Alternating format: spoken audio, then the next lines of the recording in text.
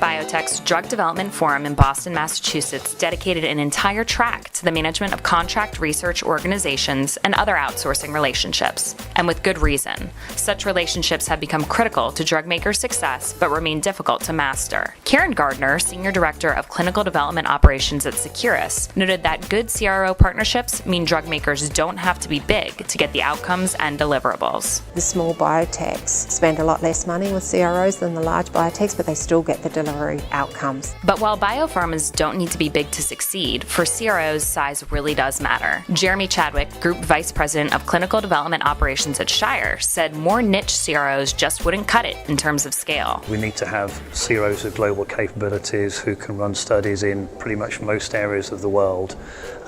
If we were working with a smaller CRO who was more of a niche player, that really wouldn't allow us to run the global studies. Shire undertook an almost 6-month process to review the top 6 or 7 CROs before they settled on 2 to work with. If we had too many CRO partners, then we would end up not being interesting to each CRO partner.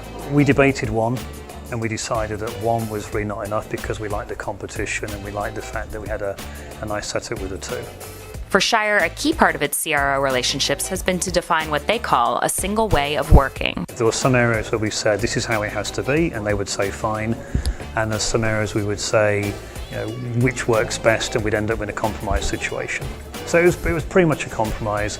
That being said, purely selfishly, I have to make sure my organisation runs really efficiently. So ultimately, I had to always choose what I felt was best for Shire. And ultimately for patients and for the clinical studies. There's shared accountability on both sides, and we have to understand and really detail out what those accountabilities are and agree on them.